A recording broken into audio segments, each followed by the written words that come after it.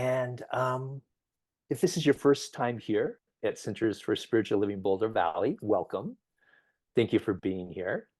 And to all y'all that have been coming around for like 20 some odd years, welcome to you too. I'm going to pray us in. This is almost always how services at Centers for Spiritual Living start at some point. As a prayer takes place. And I invite you to pray with me. I invite you to check in with whatever that infinite source is inside of you and invite that forward. And let's pray together. Here we go. As Val so artfully said it, and Dave pointed to it as well, we're in this holiday time, this 12 days of Christmas, and the first Sunday of the new year. And as we embrace holidays, we can embrace day-to-day holidays as well. As we open up to that exquisite beauty inside of each one of us, it's a holiday and it's a miracle.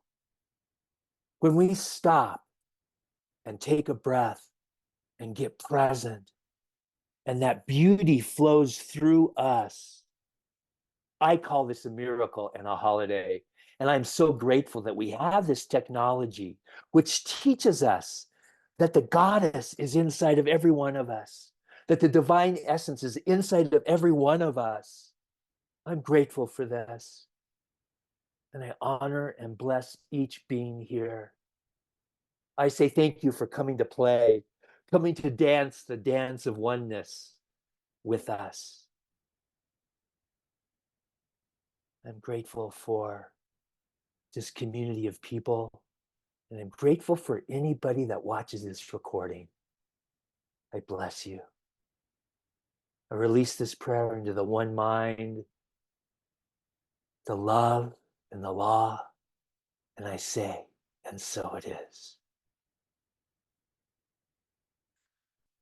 So before I go to the screen share, I just want to give you all an invitation. I'm going to share the first slide, and then I'm going to stop the screen share, and I'm going to invite you folks to share. I'm going to invite you folks to dig a little bit and see if there isn't something that you want to talk about. So I wanted to give you the heads up that it's not going to be the James show today. It's going to be the everybody show today. Okay, start the screen share.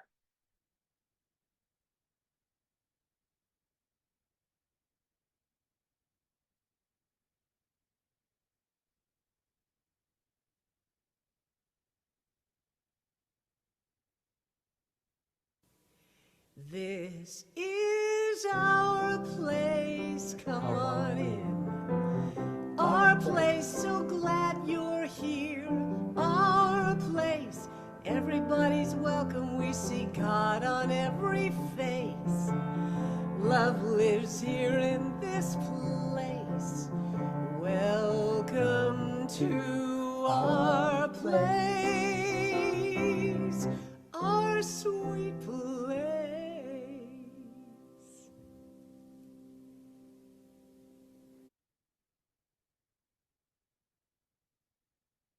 Rackets, karma, and the future.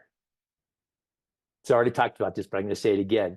I'm going to invite y'all to share about rackets, and I'll tell you what those are here in just a minute.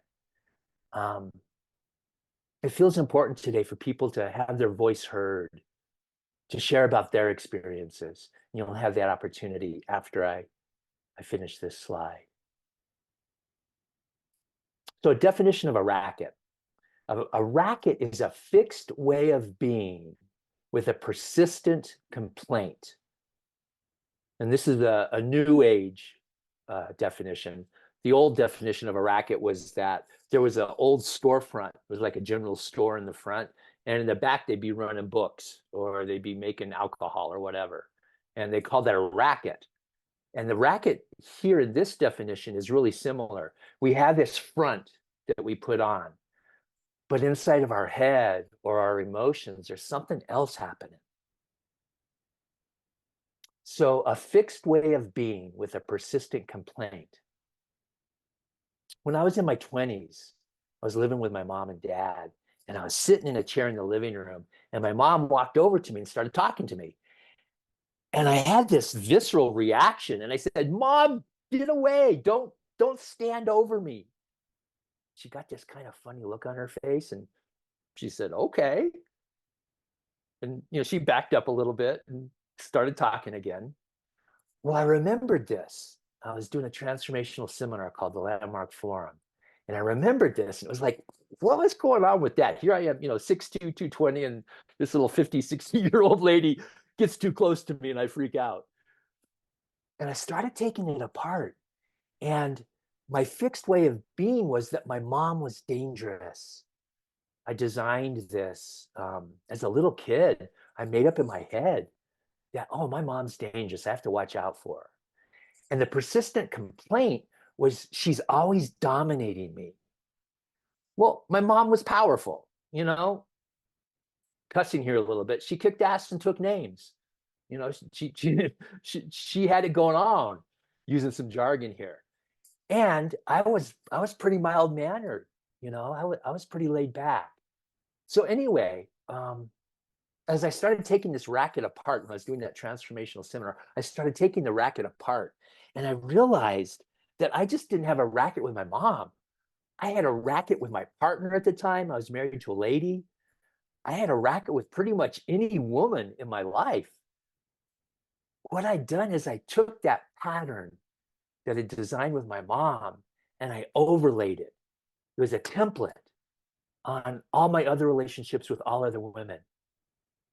And as I started doing the work, as I started taking those templates apart, my relationship with my mom got so much better. I called her up and I told her about it. I said, "Hey, I just want to be responsible for this." And I told her all about this. And what happened was my relationship with her started softening. I didn't have to always be defending myself with my mom anymore. And I was able to love her more. And I was able to love myself more.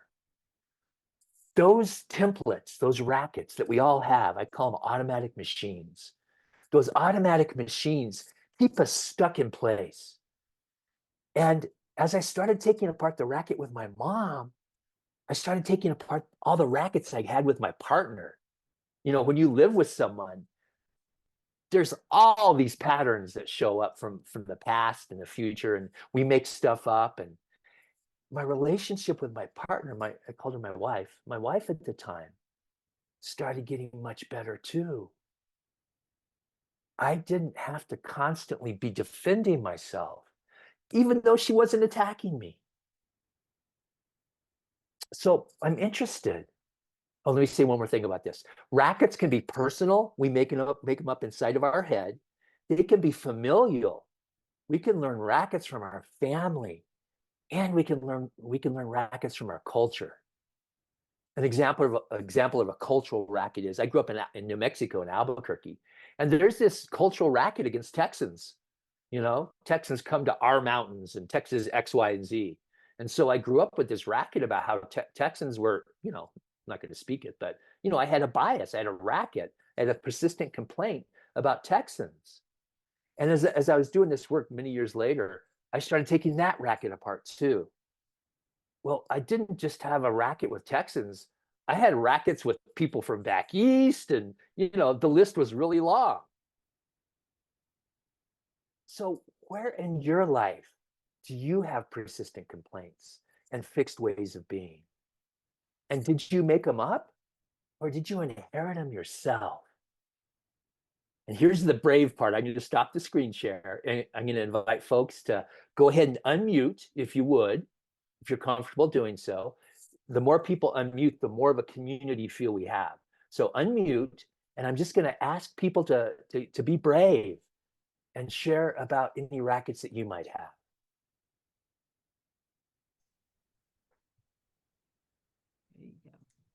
And I think y'all know this about me. I've got excellent wait time. I don't have to fill the space. Go ahead, Dave.